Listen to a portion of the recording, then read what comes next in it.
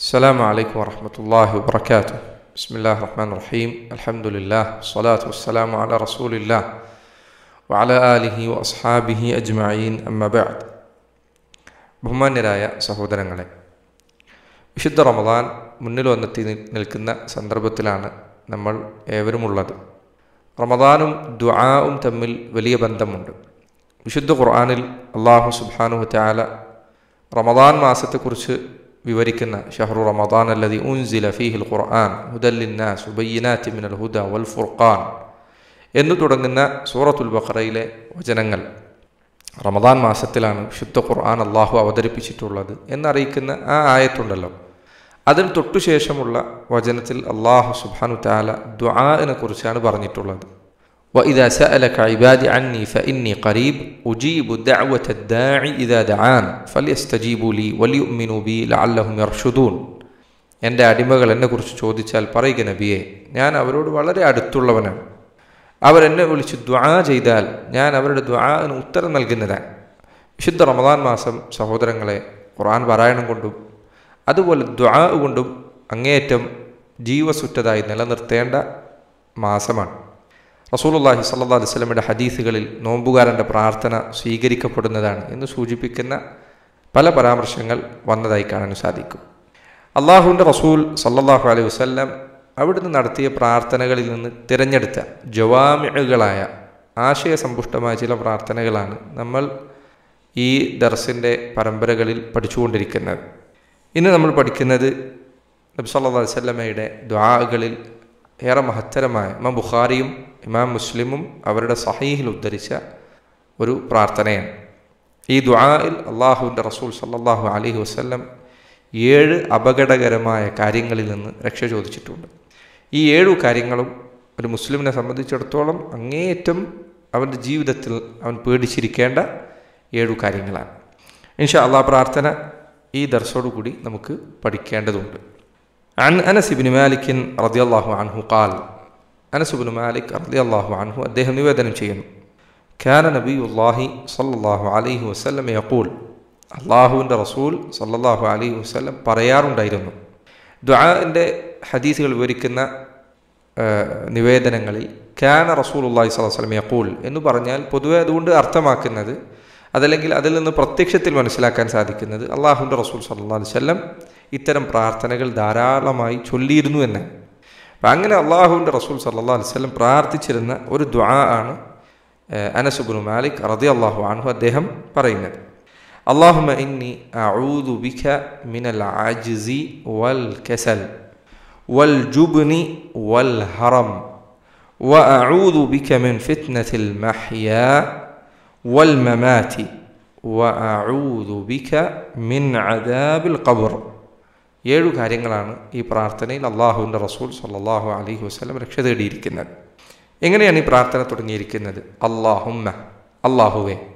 മുൻപ് നമ്മൾ പലതവണ പറഞ്ഞിട്ടുണ്ട്, അല്ലാഹുമ്മ എന്ന് പ്രാർത്ഥനയിൽ ഒരാൾ ആരംഭത്തിൽ പറഞ്ഞാൽ അവൻ അല്ലാഹു സുബ്ഹാനഹു തആലയുടെ എല്ലാ നാമങ്ങളും മുൻനിർത്തിക്കൊണ്ട് പ്രാർത്ഥിച്ച ഒരാളെ പോലെയാണ്. അതിൻ്റെ അവസാനത്തിലുള്ള മീം അല്ലാഹുമ്മ, അത് അള്ളാഹുവിൻ്റെ എല്ലാ നാമങ്ങളെയും ഒരുമിച്ച് കൂട്ടുന്നതിന് പകരമായി വന്ന അക്ഷരമാണ് എന്ന് ചിലർ വിശദീകരിച്ചിട്ടുണ്ട്. അപ്പോൾ അല്ലാഹുമ്മ, അള്ളാഹുവേ, ആരാധനകൾക്ക് അർഹനായ റബ്ബേ എന്നാണ് അല്ലാഹുമ്മ എന്ന വാക്കിൻ്റെ അർത്ഥം. അല്ലാഹുമ്മ ഇന്നി അഊദു ബിക, അല്ലാഹുമ്മ ഇന്നി, ഞാനിതാ അഊദു ബിക, നിന്നെ കൊണ്ട് അള്ളാഹുവെ ഞാൻ രക്ഷ ചോദിക്കുന്നു. അഊദു എന്ന വാക്ക് നമുക്കെല്ലാം പരിചിതമാണ്. സൂറത്തുൽ ഫലഖിലും സൂറത്തുൻ നാസിലും അതുണ്ട്. ഖുൽ അഊദു ബിറബ്ബിൽ ഫലഖ്, ഖുൽ അഊദു ബിറബ്ബിൻ നാസ്. അഊദു എന്ന് പറഞ്ഞാൽ രക്ഷ തേടുക എന്നാണ് അതിൻ്റെ അർത്ഥം. ഒരു മനുഷ്യൻ എന്തൊരു കാര്യമാണോ പേടിക്കുന്നത്, ആ പേടിക്കുന്ന കാര്യത്തിൽ നിന്ന് അവനെ രക്ഷിക്കുമെന്ന് അവൻ പ്രതീക്ഷിക്കുന്ന ഒരാളോട് അഭയം ചോദിച്ചാൽ അതിനാണ് അറബിയിൽ ആദ എന്ന് പറയുക. നീ ഒരു കാര്യം പേടിക്കാൻ, നീ ഒരു വിഷജന്തുവിനെ പേടിക്കാൻ, അതിൽ നിന്ന് രക്ഷ തേടാൻ വേണ്ടി നിന്നെ രക്ഷിക്കുമെന്ന് നീ പ്രതീക്ഷിക്കുന്ന ഒരാളോട് നീ അഭയം തേടിയാൽ അതിനാണ് ആദ എന്ന വാക്ക് പ്രയോഗിക്കുന്നത്. ഇസ്ലാമിൽ മഹത്തരമായ ഇബാദത്തുകളിൽ ഒന്നാണ് ഇസ്തിആദത്ത് എന്നത്, അള്ളാഹുവിനോട് രക്ഷ തേടുക എന്നത്. അതുകൊണ്ടാണ് സൂറത്തുൽ ഫലഖിലും സൂറത്തുൻ നാസിലും ഖുർആനിലെ അവസാനത്തെ 2 സൂറത്തുകളിൽ ഈ മഹത്തരമായ ഇബാദത്തിനെ കുറിച്ച് അള്ളാഹു പറഞ്ഞത്. അതിനെക്കുറിച്ച് പറഞ്ഞു എന്ന് മാത്രമല്ല. എങ്ങനെയാണത് പറഞ്ഞത്? ഖുൽ, നബിയെ പറയുക, അള്ളാഹുവിൻ്റെ റസൂൽ അങ്ങ് പറയുക. സുബ്ഹാനല്ലാഹ്, അള്ളാഹുവിൻ്റെ റസൂൽ സല്ലല്ലാഹു അലൈഹി വസല്ലം അവിടുന്ന് അള്ളാഹുവിനോട് രക്ഷ ചോദിക്കേണ്ടതുണ്ട് എങ്കിൽ നമ്മുടെ കാര്യം എന്തായിരിക്കും? നമ്മൾ ചിന്തിച്ചു നോക്കിയാൽ മനസ്സിലാകും. ഇന്ന് ഔലിയാക്കന്മാരോട് തേടണം, നബിമാരോട് തേടണം എന്ന് വാദിക്കുന്ന ആളുകൾ, അവർക്കുള്ള മറുപടി കൂടിയാണ് ആ സൂറത്തുകൾ. നബിയോടാണ് പറയുന്നത് സല്ലല്ലാഹു അലൈഹി വസല്ലം, ഖുൽ, അള്ളാഹുവിൻ്റെ റസൂൽ അങ്ങ് പറയുക, അഊദു ബിറബ്ബിൽ ഫലഖ്, ഫലഖിൻ്റെ റബ്ബിനെ കൊണ്ട്, പുലരിയുടെ റബ്ബിനെ കൊണ്ട് ഞാൻ രക്ഷ ചോദിക്കുന്നു. മിൻ ശർരി മാ ഖലഖ്, അള്ളാഹു സൃഷ്ടിച്ചിട്ടുള്ളവയുടെ ഷറിൽ നിന്ന്. നോക്കൂ, അള്ളാഹു സൃഷ്ടിച്ച എല്ലാ കാര്യങ്ങളിൽ നിന്നും അവയിൽ ഏതൊക്കെ ഷറുകളുണ്ടോ അതിൽ നിന്നൊക്കെ അള്ളാഹുവിൻ്റെ റസൂൽ സല്ലല്ലാഹു അലൈഹി വസല്ലം രക്ഷ തേടുന്നത് അള്ളാഹുവിനോടാണെങ്കിൽ പിന്നെ എങ്ങനെയാണ് ഒരാൾ അവൻ പേടിക്കുന്ന കാര്യങ്ങളിൽ നിന്ന് രക്ഷ തേടാൻ വേണ്ടി അള്ളാഹുവിൻ്റെ റസൂലിനോട് ചോദിക്കുക? എത്ര വലിയ വിഡിത്തമാണത്. അപ്പം അതുകൊണ്ട് ഈ ഇബാദത്ത്, ഇസ്തിആദത്ത് എന്നത്, രക്ഷ തേടുക എന്നത് അള്ളാഹുവിനോടല്ലാതെ മറ്റൊരാളോട് തേടാൻ പാടില്ല. ജിന്നുകളോട് പാടില്ല, മലക്കുകളോട് പാടില്ല, ദുർബലരായ മനുഷ്യന്മാരോട് പാടില്ല, ഒരു ആളോട് പാടില്ല. അള്ളാഹുവിനോടല്ലാതെ സുബ്ഹാനഹു വ തആല രക്ഷ തേടാൻ പാടില്ല. നിൻ്റെ ജീവിതത്തിൽ എന്തൊരു വസ്തു ഭയമുണ്ടാക്കട്ടെ, അള്ളാഹു നിനക്ക് അഭയം നൽകുന്നവനാണ്. അവയെല്ലാം സൃഷ്ടിച്ചവനാരാണ്? അള്ളാഹുവാണ് സുബ്ഹാനഹു വ തആല. അവൻ നിനക്ക് രക്ഷ നൽകിയാൽ നിന്നെ ഉപദ്രവിക്കാൻ ഒരാൾക്ക് സാധിക്കുകയില്ല. അള്ളാഹുവിൻ്റെ റസൂൽ സല്ലല്ലാഹു അലൈഹി വസല്ലം പറഞ്ഞില്ലേ, വഅലം അന്നൽ ഉമ്മത ലൗ ഇജ്തമഅത് അലാ അൻ യദുറൂക ബിശൈഇൻ ലം യദുറൂക ബിശൈഇൻ ഇല്ലാ ഖദ് കതബഹു അല്ലാഹു അലൈക. എല്ലാ മനുഷ്യരും നിനക്കൊരു ഉപദ്രവം ഉണ്ടാക്കാൻ വേണ്ടി എല്ലാവരും ഒരുമിച്ച് കൂടിയാലും അവർക്ക് നിന്നെ ഒരു ഉപദ്രവവും ഏൽപ്പിക്കാൻ സാധിക്കുകയില്ല, അള്ളാഹു നിനക്കത് രേഖപ്പെടുത്തിയിട്ടുണ്ടെങ്കിൽ അല്ലാതെ. സുബ്ഹാനല്ലാഹ്, എത്ര വലിയ വിശ്വാസമാണത്. അപ്പോൾ ഒരു മുസ്ലിം അങ്ങനെയാണ്, അള്ളാഹുവിനോടാണ് അവൻ അഭയം തേടേണ്ടത്. ഇസ്തിആദത്ത് എന്നത്, രക്ഷ തേടുക എന്നത് അള്ളാഹുവിനോടുള്ള ഇബാദത്താണ്. ഈ ഇബാദത്തിൽ ഒരേ സമയം അനേകം ആരാധനകളുണ്ട്. അള്ളാഹുവിനോട് ഒരാൾ രക്ഷ ചോദിക്കുമ്പോൾ അതിൽ ഒരേ സമയം പല ഇബാദത്തുകളുണ്ട്. അതിൽ പ്രാർത്ഥനയുണ്ട്. അള്ളാഹുവെ എന്നെ രക്ഷിക്കണമെന്ന് പറയുമ്പോൾ എന്താ? പ്രാർത്ഥനയാണ്. അത് ദുആ ഉണ്ട്, തവക്കുലുണ്ട്. എന്തുകൊണ്ടാണ് നീ അള്ളാഹുവോട് പ്രാർത്ഥിക്കുന്നത്? അള്ളാഹു നിന്നെ സംരക്ഷിക്കുമെന്ന് നീ വിശ്വസിക്കുന്നത് കൊണ്ടാണ്. അപ്പം നിൻ്റെ കാര്യങ്ങൾ നീ അള്ളാഹുവിനെ ഏൽപ്പിക്കുന്നു എന്നാണ് ഇസ്തിആദത്ത് ചൊല്ലുന്നതിൻ്റെ അർത്ഥം. അതുപോലെ തന്നെ അള്ളാഹുവിലുള്ള പ്രതീക്ഷയുണ്ട്. അള്ളാഹു നിൻ്റെ പ്രാർത്ഥന കേൾക്കുമെന്ന പ്രതീക്ഷയിലാണ് നീ ദുആ ചെയ്യുന്നത്. അതുപോലെ തന്നെ അള്ളാഹുവിൻ്റെ കഴിവിലുള്ള വിശ്വാസമുണ്ട്. നീ ഭയക്കുന്ന ഏതൊരു കാര്യത്തിനും അപ്പുറം അള്ളാഹു സുബ്ഹാനഹു തആല അവയെല്ലാം നിയന്ത്രിക്കുന്നവനാണെന്ന് വിശ്വാസമുണ്ട്. ഇങ്ങനെ ഇസ്തിആദത്ത്, അള്ളാഹുവിനോട് രക്ഷ ചോദിക്കുക എന്ന കാര്യം ഒരേ സമയം അനേകം ഇബാദത്തുകളെ ഒരുമിപ്പിക്കുന്ന മഹത്തരമായ കാര്യമാണ്. അല്ലാഹുമ്മ ഇന്നി അഊദു ബിക. പണ്ഡിതന്മാർ പറഞ്ഞു, അള്ളാഹുവിനോട് ഒരാൾ രക്ഷ ചോദിക്കുന്നത് രണ്ടാലൊരു കാര്യത്തിൽ നിന്നാണ്. ഒന്നല്ലെങ്കിൽ മിൻ മൗജൂദിൻ ലിയർഫഅഹു, അവൻ്റെ ജീവിതത്തിൽ സംഭവിച്ചിട്ടുള്ള, അവൻ ഭയക്കുന്ന, അവൻ പേടിക്കുന്ന, അവനെ ബാധിച്ചു കൊണ്ടിരിക്കുന്ന എന്തെങ്കിലും ഒരു പ്രശ്നം അവനിൽ നിന്ന് നീക്കം ചെയ്യാൻ വേണ്ടി. നിനക്ക് മടിയുണ്ട്, അല്ലെങ്കിൽ നിനക്കൊരു മോശം സ്വഭാവമുണ്ട്. അപ്പോൾ നീ അള്ളാഹുവിനോട് പ്രാർത്ഥിക്കുക, അള്ളാഹു ഈ മോശം സ്വഭാവത്തിൽ നിന്ന് ഞാൻ രക്ഷ ചോദിക്കുന്നു എന്ന് പറയുമ്പോൾ അതിൻ്റെ അർത്ഥം എന്താണ്? അള്ളാഹു എൻ്റെ അടുക്കലുള്ള ഈ സ്വഭാവം നീ എന്നിൽ നിന്ന് നീക്കം ചെയ്യണമേ എന്നാണ്. അപ്പോൾ രക്ഷ തേടുക എന്നത് ഒന്നല്ലെങ്കിൽ നിൻ്റെ ജീവിതത്തിൽ ഇപ്പോൾ നിലവിലുള്ള എന്തെങ്കിലും ഒരു പ്രശ്നം നീക്കം ചെയ്യാൻ വേണ്ടിയാണ്. അതല്ലെങ്കിൽ നിന്നെ ബാധിക്കുമെന്ന് നീ പേടിക്കുന്ന എന്തെങ്കിലും ഒരു പ്രശ്നം, അതിൽ നിന്ന് നീ രക്ഷ തേടുന്നതിന് വേണ്ടിയാണ്. ഒന്നല്ലെങ്കിൽ മിൻ മൗജൂദിൻ ഔ മിൻ ഷൈഇൻ മഫ്ഖൂദ്, ഒന്നല്ലെങ്കിൽ നിൻ്റെ ജീവിതത്തിൽ ഇപ്പോൾ നിലവിലുള്ള എന്തെങ്കിലും ഒരു പ്രശ്നം അവസാനിപ്പിക്കാൻ വേണ്ടി, അതല്ലെങ്കിൽ നിന്നെ ബാധിക്കുമെന്ന് നീ പേടിക്കുന്ന എന്തെങ്കിലും ഒരു പ്രശ്നം പരിഹരിക്കുന്നതിന് വേണ്ടി. ഇതിന് രണ്ടിനും വേണ്ടിയാണ് ഇസ്തിആദത്ത് പൊതുവെ നടത്താറുള്ളത്.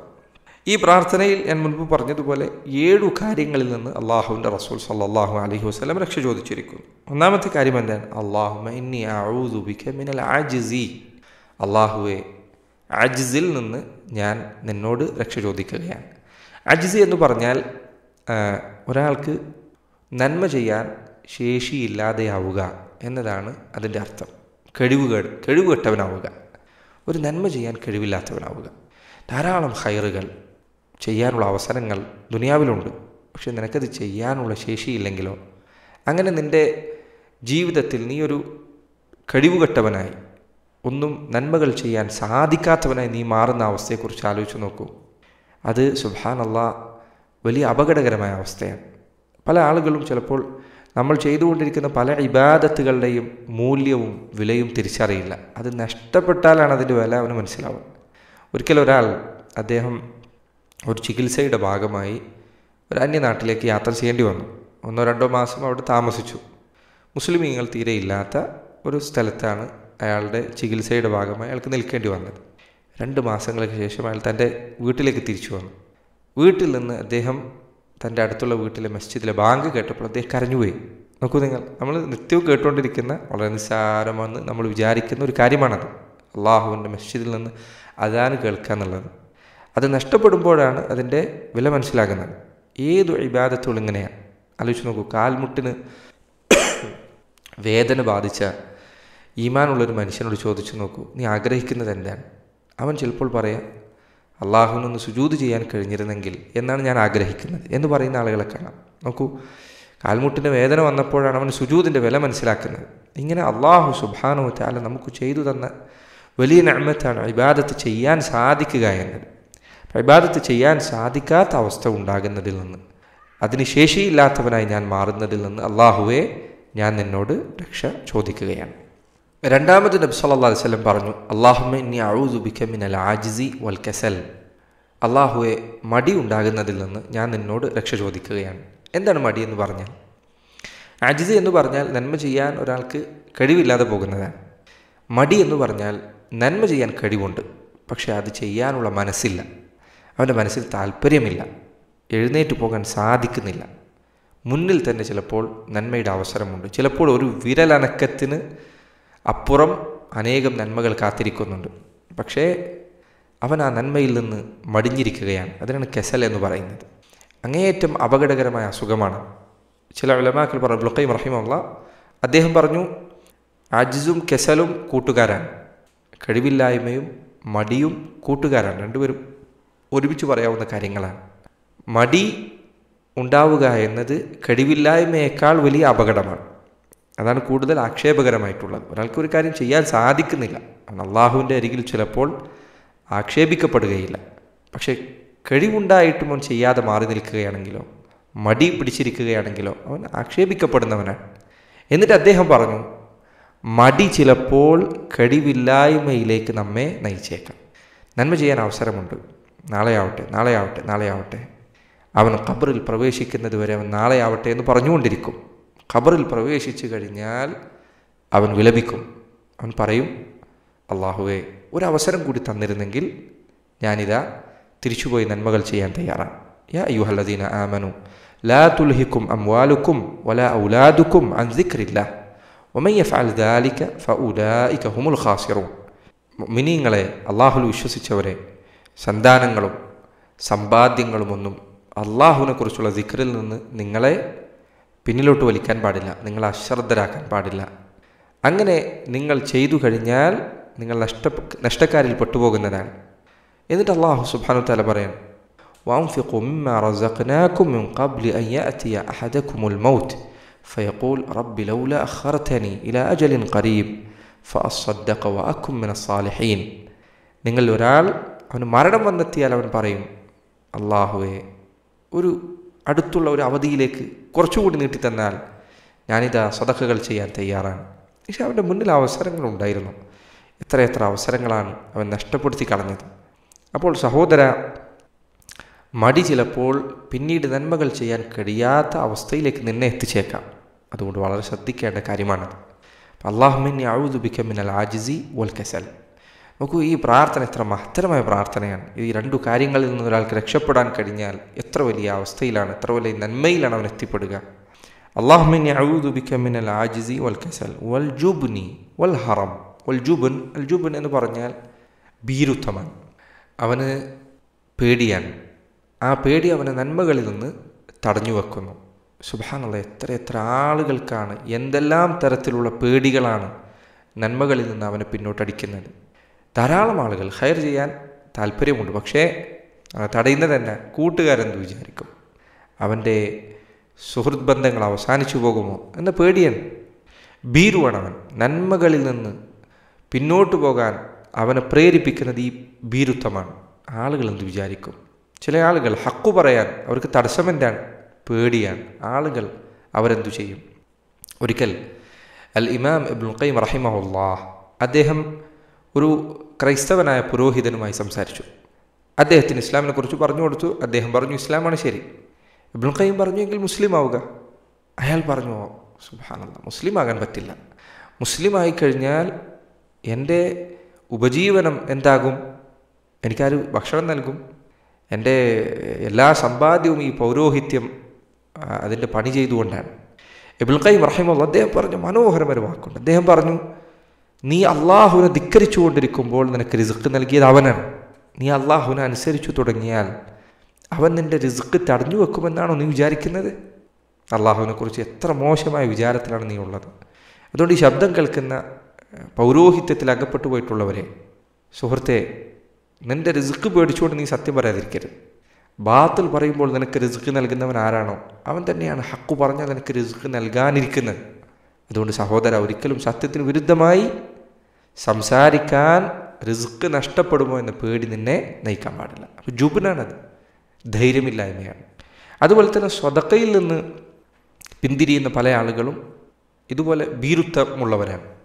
അതുകൊണ്ടാണ് ഷെയ്ഖുൽ ഇസ്ലാം ഇബ്നു തൈമിയ്യ റഹിമഹുല്ലാഹ് അദ്ദേഹം പറഞ്ഞു, സ്വതക്കയിൽ ഉറച്ചു നിൽക്കാൻ ധൈര്യമുള്ളവർക്കല്ലാതെ സാധിക്കില്ല.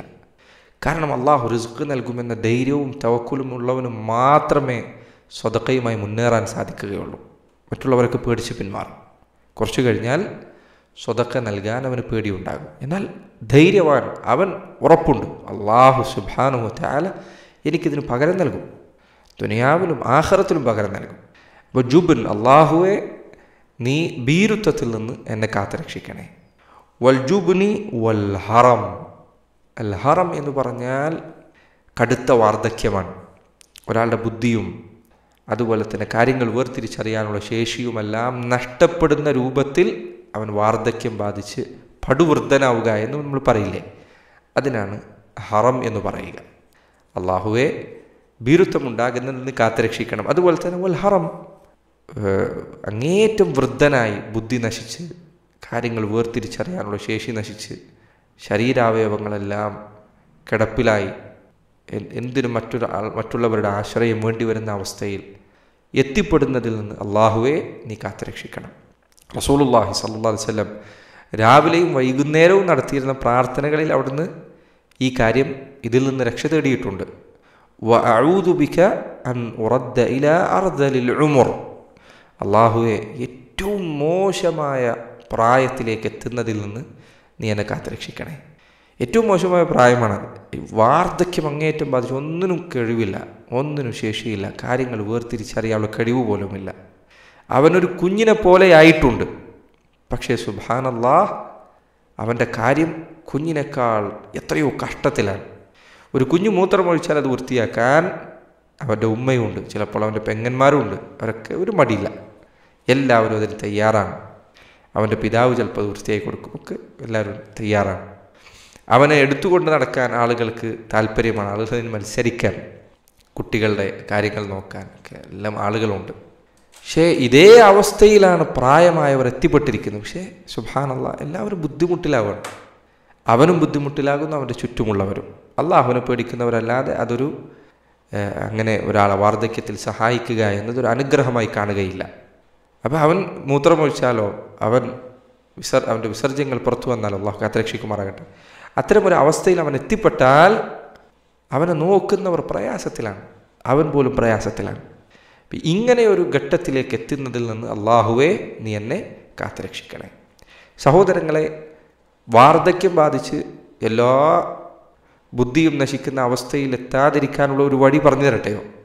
അള്ളാഹുവിൻ്റെ റസൂൽ സല്ലല്ലാഹു അലൈഹി വസല്ലം പറഞ്ഞു, ഇഹ്ഫദില്ലാഹ യഹ്ഫദ്ക. നീ അള്ളാഹുവിനെ സൂക്ഷിക്കുക, എങ്കിൽ അള്ളാഹു നിന്നെ സംരക്ഷിക്കുന്നതാണ്. നിൻ്റെ കണ്ണിൻ്റെ കാര്യത്തിൽ നീ അള്ളാഹുവിനെ സൂക്ഷിക്കുക, എങ്കിൽ നിൻ്റെ കണ്ണിൻ്റെ കാഴ്ച അള്ളാഹു സംരക്ഷിക്കുന്നതാണ്. നിൻ്റെ ചെവിയുടെ കാര്യത്തിൽ അള്ളാഹുവിനെ നീ സൂക്ഷിക്കുക, ഹറാമായത് നീ കേൾക്കരുത്, എങ്കിൽ അള്ളാഹു നിൻ്റെ കേൾവി സംരക്ഷിക്കുന്നതാണ്. നിൻ്റെ ബുദ്ധി കൊണ്ട് അള്ളാഹുവിന് ഇഷ്ടമുള്ളത് നീ ചിന്തിക്കുക, എങ്കിൽ നിൻ്റെ ബുദ്ധിയെ അള്ളാഹു സംരക്ഷിക്കുന്നതാണ്. നിൻ്റെ നാവ് കൊണ്ട് നന്മയുള്ളത് നീ സംസാരിക്കുക, എങ്കിൽ അള്ളാഹു നിൻ്റെ സംസാരശേഷി നിലനിർത്തുന്നതാണ്. ഇങ്ങനെ നിൻ്റെ കൈ കൊണ്ട് നന്മകൾ ചെയ്യുക, എങ്കിൽ നിൻ്റെ കൈകളുടെ ആരോഗ്യം അള്ളാഹു നിലനിർത്തുന്നതാണ്. മുൻഗാമികളിൽപ്പെട്ട എല്ലാ ആധുനികരായ പണ്ഡിതന്മാരിൽ വരെ സുബ്ഹാനല്ലാഹ് 80-90 വയസ്സുള്ളവർ മണിക്കൂറുകൾ ചിലപ്പോൾ ദീൻ പഠിപ്പിച്ചു കൊടുക്കാൻ അവരുടെ ഓർമ്മക്ക് മാഷാ അല്ലാഹ് യാതൊരു കുറവുമില്ല. ഹദീസുകൾ പറയുന്നു, ആയത്തുകൾ വിശദീകരിക്കുന്നു, ഫത്വകൾ നൽകുന്നു. എങ്ങനെയാണ് അവരുടെ ബുദ്ധി ഇത്രയധികം കാലം കഴിഞ്ഞിട്ടും ഈ രൂപത്തിൽ നിലനിൽക്കുന്നത്? നമ്മുടെ നാട്ടിൽ ഒരാൾ 60 വയസ്സ് 70 വയസ്സായി കഴിഞ്ഞാൽ ചിലപ്പോൾ അവർ സംസാരത്തിൽ ആളുകൾക്ക് ചിലപ്പോൾ മടുപ്പുണ്ടാക്കുന്ന കാര്യങ്ങൾ വരും. എന്നാൽ പ്രായമേറെ പിന്നിട്ട പണ്ഡിതന്മാർ അവരുടെ സംസാരം കേട്ടു നോക്കൂ. എങ്ങനെയാണ് അല്ലാഹു സുബ്ഹാനഹു തആല അവരുടെ കേൾവിയും കാഴ്ചയും ഒക്കെ സംരക്ഷിച്ചത്? അവർ അള്ളാഹുവിനെ സൂക്ഷിച്ചപ്പോൾ അള്ളാഹു അവരുടെ അവയവങ്ങൾ സംരക്ഷിച്ചു. സുബ്ഹാനല്ലാഹ്, അത് വലിയൊരു നിഅമത്ത് തന്നെയാണ്. അതുകൊണ്ടാണ് ചില പണ്ഡിതന്മാർ അങ്ങേറ്റം പ്രായമായിട്ടും അവർക്ക് യാതൊരു പ്രയാസവും കാണാതെ വന്നപ്പോൾ, കാഴ്ചക്കോ കേൾവിക്കോ ഒരു പ്രശ്നവുമില്ലാതെ വന്നപ്പോൾ ചില ആളുകൾ ചോദിച്ചു, എങ്ങനെ ഇത് നിങ്ങൾക്ക് സാധിച്ചെടുത്തത്? അവർ പറഞ്ഞു, ഹഫിദ്നാഹാ ലില്ലാഹി ഫിസ്സഗർ, ഞങ്ങളുടെ ചെറുപ്രായത്തിൽ ഇതൊക്കെ അള്ളാഹുവിന് വേണ്ടി സൂക്ഷിച്ചിട്ടുണ്ട്. അപ്പോൾ അള്ളാഹു സുബ്ഹാനഹു തആല ഫഹഫിളഹാ ലനാ ഫിൽ കിബർ, പ്രായമെത്തിയപ്പോൾ അള്ളാഹു ഞങ്ങൾക്ക് വേണ്ടി അതൊക്കെ സംരക്ഷിച്ച് തന്നിട്ടുണ്ട്. അപ്പോൾ ഇത് നിങ്ങൾ ശ്രദ്ധിക്കേണ്ട കാര്യമാണ്. ചെറുപ്രായം നന്മയിൽ കൊണ്ട് നടന്നാൽ വലിയ പ്രായത്തിൽ അതുകൊണ്ട് ഖൈറുണ്ടാകും. ചില യുവാക്കൾ ചിലപ്പോൾ പറയാം, കുറച്ച് പ്രായമാവട്ടെ എന്നിട്ട് നന്നാവാന്ന് പറയും. അവർ ഓർക്കേണ്ട കാര്യമാണിത്. ചെറിയ പ്രായത്തിൽ അള്ളാഹുവിനെ സൂക്ഷിച്ചാൽ വലിയ പ്രായത്തിൽ അതിൻ്റെ നന്മകൾ നിനക്ക് ലഭിക്കുന്നതാണ്. അതോടൊപ്പം സാന്ദർഭികമായി പറയട്ടെ, റമദാൻ കൂടി മുന്നിൽ വന്നെത്തി നിൽക്കുന്ന സമയമാണിത്. ബുദ്ധി തകരാറിലാകാതിരിക്കാൻ പണ്ഡിതന്മാർ അനേകം പേർ പറഞ്ഞ കാര്യങ്ങളിലൊന്നാണ് വിശുദ്ധ ഖുർആനിൻ്റെ പാരായണം. മുൻഗാമികളിൽ ചിലർ പറഞ്ഞതായി കാണാം. അബ്ദുൽ മലിക് ഇബ്നു ഉമൈർ റഹിമഹുല്ലാഹ് അദ്ദേഹം പറഞ്ഞു, അബ്ഖന്നാസി ഉഖൂലൻ ഖറഅത്തുൽ ഖുർആൻ, ജനങ്ങളിൽ ഏറ്റവും അധികം ബുദ്ധി അല്ലാഹു സുബ്ഹാനഹു തആല നിലനിർത്തി നൽകുന്നവർ ഖുർആൻ ധാരാളമായി പാരായണം ചെയ്യുന്നവരാണ് എന്ന് ചിലർ പറഞ്ഞിട്ടുണ്ട്. ചിലർ പറഞ്ഞു, മൻ ഖറഅ അൽ ഖുർആൻ ലം യഖ്റഫ്, അശ്ശഅബി റഹിമഹുല്ലാഹ് അദ്ദേഹം പറഞ്ഞ വാക്കാണ്. ഒരാൾ ഖുർആൻ ധാരാളമായി പാരായണം ചെയ്യുന്നു എങ്കിൽ അവൻ്റെ ബുദ്ധിഭ്രംശം അവന് സംഭവിക്കുകയില്ല എന്ന് അല്ലാമത്തു അശ്ശഅബി റഹിമഹുല്ലാഹ് അദ്ദേഹം പറഞ്ഞതായി കാണാം. അപ്പോൾ സഹോദരങ്ങളെ, പ്രായം അങ്ങേയറ്റം എത്തുന്ന അവസ്ഥയിൽ നിന്ന്, അങ്ങനെ മനുഷ്യൻ്റെ കഴിവുകൾ നഷ്ടപ്പെട്ടു പോകുന്ന അവസ്ഥയിൽ നിന്ന് അള്ളാഹുവിനോട് നീ രക്ഷ തേടേണ്ടതുണ്ട്. എന്നാൽ ഈ പറഞ്ഞതിൻ്റെ അർത്ഥം ആയുസ് വർദ്ധിക്കുന്നതൊരു മോശം കാര്യമാണ് എന്നല്ല. ഒരാൾ 100-120 വയസ്സ് ജീവിച്ചു, ഒരു കുഴപ്പവുമില്ല, അവന് നന്മകൾ ചെയ്യാൻ സാധിക്കുന്നുണ്ട് എങ്കിൽ. പക്ഷേ ബുദ്ധി നഷ്ടപ്പെട്ടു പോയ ഒരാളെ സംബന്ധിച്ചിടത്തോളം അവന് യാതൊരു നന്മയുമില്ല. അവൻ ഇന്ന് നജസിൽ കിടക്കുക, പല പ്രശ്നങ്ങളും പ്രയാസങ്ങളും, അവനെ കൊണ്ട് ആളുകൾ ബുദ്ധിമുട്ട്, അതിലാണ് അവനുള്ളത്. പക്ഷെ ഒരാൾ 100 വയസ്സായി, പക്ഷെ അൽഹംദുലില്ലാഹ് അള്ളാഹിനെ അനുസരിക്കാൻ പറ്റുന്നുണ്ടെങ്കിലും മാഷാ അല്ലാഹ് അത് വളരെ നന്മയുള്ള കാര്യമാണ്. റസൂലുള്ളാഹി സല്ലല്ലാഹു അലൈഹി വസല്ലം പറഞ്ഞു, ഖൈറുൻ നാസി മൻ താല ഉംറുഹു വഹസുന അമലുഹു, ജനങ്ങളിൽ ഏറ്റവും നല്ല ആളുകൾ ആരാണ്? ധാരാളം കാലം ജീവിക്കുകയും അവൻ്റെ പ്രവർത്തനങ്ങൾ നന്നാവുകയും ചെയ്തവനാണ്. ആയുസ് അധികരിക്കുകയും നന്മകൾ നന്നാവുകയും പ്രവർത്തനങ്ങൾ നന്നാവുകയും ചെയ്തവനാണ് ജനങ്ങളിൽ ഏറ്റവും നല്ലവർ. ഒരാൾ 50 കൊല്ലം ജീവിച്ചു, 50 കൊല്ലം നന്മ ചെയ്തു, അവനേക്കാൾ ഖൈറിലാണ് 60 കൊല്ലം ജീവിക്കുകയും 60 കൊല്ലം നന്മ ചെയ്യുകയും ചെയ്ത ആൾ. അവനേക്കാൾ ഖൈറിലാണ് 70 കൊല്ലം. അപ്പം അതുകൊണ്ട് ആയുസ് ഒരിക്കലും മോശമായ കാര്യമല്ല. ആയുസ് അധികരിക്കാൻ വേണ്ടി ചോദിക്കാം. പക്ഷേ നന്മയിൽ ആയുസ് അധികരിക്കുക എന്നതാണ് ഖൈർ. അതല്ലെങ്കിൽ അവൻ്റെ മേൽ തിന്മകൾ ഇങ്ങനെ കൂടിക്കൊണ്ടിരിക്കും. റസൂലുള്ളാഹി സ്വല്ലല്ലാഹു അലൈഹി വസല്ലം ആ ഹദീസിൻ്റെ തുടർച്ചയായി അവിടെ നിന്ന് പറഞ്ഞു, ശർറുൻ നാസി മൻ താല ഉംറുഹു വസാഅ അമലുഹു, ജനങ്ങളിൽ ഏറ്റവും മോശം ആളുകൾ കാലങ്ങളോളം ജീവിച്ചു, പക്ഷേ പ്രവർത്തനം മോശമായിക്കൊണ്ടേയിരിക്കുന്ന ആളുകളാണ്. അതുകൊണ്ട് സഹോദരങ്ങളെ, നന്നായി ശ്രദ്ധിക്കുക. പ്രായം അധികരിക്കുന്നതിനനുസരിച്ച് കൂടുതൽ മോശമായി പോവുകയാണ് നമ്മളെങ്കിൽ നമ്മൾ നന്നായി ശ്രദ്ധിക്കണം, ശരിപ്പെടുത്തണം. എപ്പോഴാണ് മരണം വരാൻ പറയാൻ പറ്റില്ല. നിര വന്നെത്തിയിട്ടുണ്ട്, ശരീരത്തിൽ ദുർബലതകൾ, അതിൻ്റെ അടയാളങ്ങൾ തുടങ്ങിയിട്ടുണ്ട്. എന്നിട്ടും നന്നാവാനൊരു തീരുമാനവുമില്ലെങ്കിൽ ഇനി എപ്പോഴാണ്? ഇനി ആരെയാണ് നിങ്ങൾ ഈ കാത്തിരിക്കുന്നത്? മലക്കുൽ മൗത്ത് വാതിലിൽ വന്ന് മുട്ടുന്ന സന്ദർഭത്തിൽ നന്നാകുമെന്നാണ് നിങ്ങൾ വിചാരിക്കുന്നത്. അതുകൊണ്ട് സഹോദര, സമയം വൈകുന്നതിന് മുൻപ് നന്നാവുക, ശരിയാക്കുക, ഖൈറിലാക്കുക. റമളാനാണ് മുന്നിൽ വന്നെത്തി നിൽക്കുന്നത്. അല്ലാഹു സുബ്ഹാനഹു വ തആല ഖൈർ അധികരിപ്പിക്കാൻ നമുക്ക് തൗഫീഖ് നൽകുമാറാകട്ടെ. പിന്നീട് നബി സ്വല്ലല്ലാഹു അലൈഹി വസല്ലം പറഞ്ഞു, വഅഊദു ബിക മിൻ അദാബിൽ ഖബർ, വഅഊദു ബിക, അല്ലാഹു ഞാൻ എന്നോട് രക്ഷ ചോദിക്കുന്നു, മിൻ അദാബിൽ ഖബർ, ഖബർ ശിക്ഷയിൽ നിന്ന്. ഖബർ ശിക്ഷ ഹക്കായ കാര്യമാണ്, യാഥാർത്ഥ്യമായ കാര്യമാണ്. അള്ളാഹുവിൻ്റെ റസൂൽ സല്ലല്ലാഹു അലൈഹി വസല്ലം പറഞ്ഞു, ഇസ്തഈദു ബില്ലാഹി മിൻ അദാബിൽ ഖബ്രി ഫഇന്ന അദാബൽ ഖബ്രി ഹഖ്ഖുൻ. നിങ്ങൾ ഖബർ ശിക്ഷയിൽ നിന്ന് രക്ഷ ചോദിക്കുക, തീർച്ചയായും ഖബർ ശിക്ഷ ഹക്കാണ്, യാഥാർത്ഥ്യമാണ്. അതിനെ നിഷേധിക്കുന്ന ആളുകളുണ്ട്. ഹദീസ് നിഷേധികളായ പല ആളുകളും ഇതിനെ നിഷേധിക്കാറുണ്ട്. അവർ പറയും, ഖബറിൻ്റെ ഉള്ളിൽ എങ്ങനെ ശിക്ഷ നടക്കും, ഇത്രയും ചെറിയ സ്ഥലത്ത് എങ്ങനെ മലക്കുകൾ വരും, അവിടെ എങ്ങനെ മർദ്ദനമുണ്ടാകും, നമ്മൾ കുഴിച്ചു നോക്കിയിട്ട് ഒന്നും കണ്ടില്ലല്ലോ. ലാ ഹൗല വലാ ഖുവത ഇല്ലാ ബില്ലാഹ്. അള്ളാഹു ഗൈബായ ഒരു കാര്യം അറിയിച്ചിരിക്കുന്നു, നീ വിശ്വസിക്കുക. എങ്ങനെ സാധിക്കുമെന്ന് നീ ആരോടാണ് ഈ ചോദിക്കുന്നത്? അള്ളാഹുനോട് നീ ചോദിക്കുന്നത്. അള്ളാഹുന് സാധിക്കാത്ത ഒന്നുമില്ല. ഇന്നല്ലാഹു അലാ കുല്ലി ഷൈഇൻ ഖദീർ. അള്ളാഹു എല്ലാത്തിനും കഴിവുള്ളവനാണ്. അവനൊരു കാര്യം പറഞ്ഞാൽ വിശ്വസിക്കുക. എങ്ങനെയെന്ന ചോദ്യം, അതാണ് ജനങ്ങളെ മുഴുവൻ നശിപ്പിച്ചു കളഞ്ഞത്. അള്ളാഹു പറഞ്ഞാൽ വിശ്വസിക്കുക. അതിനു മുൻപിൽ എങ്ങനെയെന്ന് എതിർപ്പിൻ്റെ സ്വരത്തോടു കൂടി ചോദിക്കുന്നത് അങ്ങേയറ്റത്തെ മര്യാദകേടാണ്. അള്ളാഹു പറഞ്ഞു എന്ന് ഉറപ്പാൽ വിശ്വസിക്കുക. ഖബർ ശിക്ഷയിൽ നിന്ന് രക്ഷ തേടുക എന്ന് റസൂലുള്ളാഹി സ്വല്ലല്ലാഹു അലൈഹി വസല്ലം അവിടുന്ന് പറയുകയാണ്. ഖബർ ശിക്ഷ രണ്ട് തരത്തിലുണ്ട്. ഒന്ന്, കുഫറിലകപ്പെട്ട ആളുകൾക്കുള്ള ഖബർ ശിക്ഷ. അത് തുടർച്ചയായ ശിക്ഷയാണ്. അവർക്ക് ആ ശിക്ഷ തുടർന്നുകൊണ്ടേയിരിക്കും. ഫിർഔനിൻ്റെ ആളുകളെക്കുറിച്ച് പറഞ്ഞില്ലേ, അന്നാറു യുറദൂന അലൈഹ ഗുദുവൻ വാഷിയ. നരകം അവർക്ക് രാവിലെയും വൈകുന്നേരവും കാണിച്ച് നൽകപ്പെടുന്നതാണ്. നരകത്തിൽ പ്രവേശിച്ച ആളുകളോട് രാവിലെ വൈകുന്നേരം നരകവും കാണിച്ചു കൊടുക്കുമെന്ന് പറയേണ്ടതില്ലല്ലോ. അത് ഫിർഔനിനെ കുറിച്ചും അവൻ്റെ ആളുകളെക്കുറിച്ചുമാണ് പറഞ്ഞത്. അപ്പോൾ കുഫാറുകൾ, ഇസ്ലാമിനെ നിഷേധിച്ചുകൊണ്ട് മരിച്ച ആളുകൾ, അവർക്ക് ഖബർ ശിക്ഷയുണ്ടായിരിക്കും. അത് തുടർന്നുകൊണ്ടേയിരിക്കും. ഖബറിലെ ഈ ശിക്ഷ പരലോകത്ത് ശിക്ഷ എന്തെങ്കിലും ഒന്ന് കുറവ് വരാൻ അവർക്ക് കാരണമാവുകയില്ല.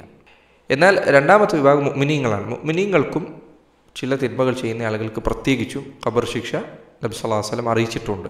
അള്ളാഹു കാത്തുരക്ഷിക്കുമാറാകട്ടെ. അതിൽപ്പെട്ടതാണ് മൂത്രം ഒഴിക്കുമ്പോൾ ശ്രദ്ധിക്കാതിരിക്കുക എന്നുള്ളത്, മൂത്രം ശരീരത്തിലാവുക എന്നുള്ള കാര്യം. മുസ്ലിമീങ്ങളെ സംബന്ധിച്ചിടത്തോളം അവർക്ക് ഖബർ ശിക്ഷയുണ്ട്. തിന്മ ചെയ്യുന്ന ആളുകൾ, പ്രത്യേകിച്ചും ചില തിന്മകൾ. പക്ഷെ അവരുടെ കാര്യത്തിൽ ഖബറിലുള്ള ഈ ശിക്ഷ പരലോകത്തുള്ള അവരുടെ ശിക്ഷയിൽ ഇളവ് നൽകപ്പെടാനുള്ള കാരണങ്ങളിലൊന്നാണ് എന്ന് പണ്ഡിതന്മാർ രേഖപ്പെടുത്തിയിട്ടു. ആറാമത്തെയും ഏഴാമത്തെയും കാര്യമായി നബി സല്ലല്ലാഹു അലൈഹി വസല്ലം പറഞ്ഞു, വഅഊദു ബിക മിൻ ഫിത്നത്തിൽ മഹ്യാ വൽ മമാത്ത്. വഅഊദു ബിക, അല്ലാഹുവേ ഞാൻ നിന്നോട് രക്ഷ ചോദിക്കുന്നു, മിൻ ഫിത്നത്തിൽ മഹ്യാ, ജീവിതത്തിലെ പരീക്ഷണങ്ങളിൽ നിന്ന്, ജീവിതത്തിലെ ഫിത്നയിൽ നിന്ന്. ചില റിവായത്തിൽ മിൻ ശർരി ഫിത്നത്തിൽ മഹ്യാ എന്ന് വന്നിട്ടുണ്ട്. ജീവിതത്തിലെ ഫിത്നകൾ, പരീക്ഷണങ്ങൾ, അവയിലെ ഷർറുകളിൽ നിന്ന്. പരീക്ഷണം എന്തായാലും ദുനിയാവിലുണ്ടാകും. പക്ഷേ അത് നമ്മുടെ ജീവിതത്തിലൊരു ഷർറായി മാറിക്കഴിഞ്ഞാൽ അതാണ് അപകടകരമായിട്ടുള്ളത്. അപ്പം അല്ലാഹു ജീവിതത്തിലെ പരീക്ഷണങ്ങളിൽ നിന്ന് ഞാൻ രക്ഷ ചോദിക്കുന്നു. എന്തൊക്കെ ജീവിതത്തിലെ പരീക്ഷണങ്ങൾ? ജീവിതത്തിൽ എന്താണ് പരീക്ഷണമല്ലാത്തത്? എല്ലാം പരീക്ഷണമാണ്. സമ്പത്ത് പരീക്ഷണമാണ്, ദാരിദ്ര്യം പരീക്ഷണമാണ്, ആരോഗ്യം പരീക്ഷണമാണ്, രോഗം പരീക്ഷണമാണ്, അറിവ് പരീക്ഷണമാണ്, അറിവില്ലായ്മ പരീക്ഷണമാണ്, ബുദ്ധി പരീക്ഷണമാണ്, ബുദ്ധി കുറവ് പരീക്ഷണമാണ്. ദുനിയാവിലെല്ലാം പരീക്ഷണമാണ്. അധികാരം പരീക്ഷണമാണ്, അടിമത്തം പരീക്ഷണമാണ്, പ്രതാപം പരീക്ഷണമാണ്, നിന്ദ്യത പരീക്ഷണമാണ്. എല്ലാം പരീക്ഷണമാണ്. ഒരു നിമിഷം പോലും പരീക്ഷണമില്ലാതെ കഴിഞ്ഞു പോകുന്നില്ല. അല്ലദീ ഖലഖൽ മൗത വൽ ഹയാത ലിയബ്ലുവക്കും അയ്യുക്കും അഹ്സനു അമല. മരണത്തെയും ജീവിതത്തെയും അല്ലാഹു സൃഷ്ടിച്ചിരിക്കുന്നത് നിങ്ങളെ പരീക്ഷിക്കാൻ വേണ്ടിയാണ്. അയ്യുക്കും അഹ്സനു അമല, നിങ്ങളിൽ ആരാണ് ഏറ്റവും നന്നായി പ്രവർത്തിക്കുന്നത് എന്നറിയാൻ വേണ്ടി. ജീവിതം മുഴുവൻ പരീക്ഷണമാണ്. വനബ്ലൂക്കും ബിശ്ശർരി വൽ ഖൈരി ഫിത്നതൻ, നാം നിങ്ങളെ ഷർറു കൊണ്ടും ഖൈറു കൊണ്ടും പരീക്ഷിക്കുന്നതാണ്. ജീവിതം മുഴുവൻ പരീക്ഷണമാണ്. അള്ളാഹു ഈ പരീക്ഷണത്തിൽ ഞാൻ നിന്നോട് രക്ഷ ചോദിക്കുകയാണ്, ഞാനിതിൽ വീണുപോകരുത്. ദുനിയാവിൻ്റെ ആഡംബരങ്ങൾ പരീക്ഷണമാണ്, കാണുന്ന കാഴ്ചകളെല്ലാം പരീക്ഷണങ്ങളാണ്. അള്ളാഹു ഇതിൽ വീണുപോകുന്നതിൽ നിന്ന് ഞാൻ നിന്നോട് രക്ഷ ചോദിക്കുകയാണ്. വഅഊദു ബിക മിൻ ഫിത്നത്തിൽ മഹ്യാ വ അൽ മമാത്ത്. അതുപോലെ മരണത്തിൻ്റെ പരീക്ഷണത്തിൽ നിന്ന് അള്ളാഹുവെ ഞാൻ നിന്നോട് രക്ഷ ചോദിക്കുകയാണ്. മരണത്തിൻ്റെ പരീക്ഷണം എന്താണ്? മരണത്തിൻ്റെ പരീക്ഷണം, സുബ്ഹാനല്ലാഹ്, എത്ര വലിയ പരീക്ഷണമാണത്. പരീക്ഷണങ്ങളിൽ അവസാനത്തെ ഏറ്റവും കടുപ്പമേറിയ പരീക്ഷണമാണത് ഫിത്നത്തുൽ മമാത്ത്. എന്താണ് ഫിത്നത്തുൽ മമാത്ത്? പണ്ഡിതന്മാർക്ക് പല വിശദീകരണങ്ങളും. ചില ആളുകൾ പറഞ്ഞു ഖബറിലുള്ള പരീക്ഷണമാണെന്ന് പറഞ്ഞ ആളുകളുണ്ട്. വേറെ ചിലർ പറഞ്ഞു മരണവേളയിലുള്ള പരീക്ഷണമാണ്. മരണവേളയിലാണ് ശൈത്താൻ അവൻ്റെ എല്ലാ കഴിവും ഉപയോഗപ്പെടുത്താനിരിക്കുന്നത്. അല്ലാഹു സുബ്ഹാനഹു വ തആല ആ സന്ദർഭത്തിൽ ഉറപ്പിച്ചു നിർത്തിയവർക്കല്ലാതെ രക്ഷയില്ല. അള്ളാഹു ഖുർആനിൽ പറഞ്ഞതുപോലെ യുസബ്ബിതുല്ലാഹു അല്ലദീന ആമനു ബിൽ ഖൗലി സാബിതി ഫിൽ ഹയാത്തി ദുനിയ വഫിൽ ആഖിറ. അള്ളാഹു മുഅ്മിനീങ്ങളെ ദുനിയാവിലും ആഖിറത്തിലും ഉറപ്പുള്ള വാക്യവുമായി അവരെ അള്ളാഹു ഉറപ്പിച്ചു നിർത്തുന്നതാണ്. അതിൽ ചില പണ്ഡിതന്മാർ പറഞ്ഞു മരണത്തിൻ്റെ വേളയിൽ ലാ ഇലാഹ ഇല്ലല്ലാഹ് എന്ന് പറയാൻ സാധിക്കൽ അതിൽപ്പെട്ടതാണ്. മൻ കാന ആഖിറു കലാമിഹി ലാ ഇലാഹ ഇല്ലല്ലാഹ് ദഖലൽ ജന്ന. ആരുടെയെങ്കിലും അവസാനത്തെ വാക്ക് ലാ ഇലാഹ ഇല്ലല്ലാഹ് എന്നായി തീർന്നാൽ അവൻ സ്വർഗത്തിലാണ്. അപ്പോൾ അത് പറയാൻ സാധിക്കുക അതൊരു പരീക്ഷണമാണ്. സുബ്ഹാനല്ലാഹ്. ആ പരീക്ഷണത്തിൻ്റെ ഗൗരവത്തെക്കുറിച്ച് നിങ്ങൾ എന്താണ് മനസ്സിലാക്കിയിട്ടുള്ളത്? ഇമാം അഹ്മദ് റഹിമഹുല്ലാഹ് അദ്ദേഹത്തിൻ്റെ മകനായ അബ്ദുല്ലാഹ് ഇബ്നു അൽ ഇമാമി അഹ്മദ് അദ്ദേഹം പറയാണ് ലമ്മ ഹദറത്ത് അബിൽ വഫാ ജഅല യഖൂൽ ലാ ബഅദു ലാ ബഅദു. എൻ്റെ പിതാവിന് മരണമാസന്നമായപ്പോൾ അദ്ദേഹം ഇങ്ങനെ പറഞ്ഞുകൊണ്ടിരുന്നു ലാ ബഅദു ലാ ബഅദു, ഇപ്പോഴുമായിട്ടില്ല ഇപ്പോഴുമായിട്ടില്ല. അപ്പോൾ ഫഖുൽതു യാ അബതി അയ്യു ഷൈഇൻ ഹാദാ, ഞാൻ ചോദിച്ചു വാപ്പ എന്താണ് നിങ്ങൾ ഈ പറയുന്നത്? അദ്ദേഹം പറഞ്ഞു ഇബ്ലീസു ഖായിമുൻ ഹിദാഇ ആദ്ദുൻ അലാ അനാമിലിഹി. ഇബ്ലീസ് ഇതാ എൻ്റെ അടുത്ത് നിൽക്കുന്നു, അവൻ തൻ്റെ വിരൽ കടിച്ചുകൊണ്ട് പറയുകയാണ് യാ അഹ്മദു ഫുത്തനി, ഓ അഹ്മദ് നിങ്ങൾ എന്നെ തോൽപ്പിച്ചു കളഞ്ഞല്ലോ എന്ന് ഇബ്ലീസ് പറഞ്ഞുകൊണ്ടിരിക്കുകയാണ്. വ അന അഖൂലു ലഹു ലാ ബഅദു ഹത്തൽ മമാത്ത്, ഞാൻ അവനോട് തിരിച്ചു പറയുകയാണ് ലാ ബഅദു, ഇപ്പോഴുമായിട്ടില്ല, ഹത്തൽ മമാത്ത്, മരിക്കുന്നത് വരെ. ആലോചിച്ചു സുബ്ഹാനല്ലാഹ്, എത്ര കടുത്ത പരീക്ഷണമാണെന്ന് ആലോചിച്ച് നോക്കുന്നത്. ഒരാൾ അത് കണ്ടിട്ട് വിചാരിക്കുക കണ്ടില്ലേ ഞാൻ ആരാണ് എന്ന് വിചാരിച്ചുകൊണ്ടാണ് അവൻ മരിക്കുന്നതെങ്കിൽ അവൻ്റെ എല്ലാ നന്മകളും തകരാനത് മതിയായതാണ്. സഹോദരങ്ങളെ, നന്നായി പ്രാർത്ഥിച്ചുകൊണ്ടിരിക്കേണ്ട, സ്ഥിരമായി ദുആ ചെയ്തുകൊണ്ടിരിക്കേണ്ട കാര്യമാണ്. പ്രത്യേകിച്ച് റമദാനിൽ ഈ ദുആ നിങ്ങൾ അധികരിപ്പിക്കുക. ഇതിനു മുൻപ് നമ്മൾ പഠിപ്പിച്ച പ്രാർത്ഥനകളും ധാരാളമായി നമ്മൾ അധികരിപ്പിക്കേണ്ടതുണ്ട്. അല്ലാഹു സുബ്ഹാനഹു വ തആല ദുആകൾ മനഃപ്പാഠമാക്കാനും ജീവിതത്തിൽ നിത്യമായത് പ്രാർത്ഥിക്കാനുമെല്ലാം നമുക്ക് തൗഫീഖ് നൽകി അനുഗ്രഹിക്കുമാറാകട്ടെ. വസല്ലല്ലാഹു വസല്ലമ വബാറക അലാ നബിയിന മുഹമ്മദ് വഅലാ ആലിഹി വസഹ്ബിഹി വസല്ലം.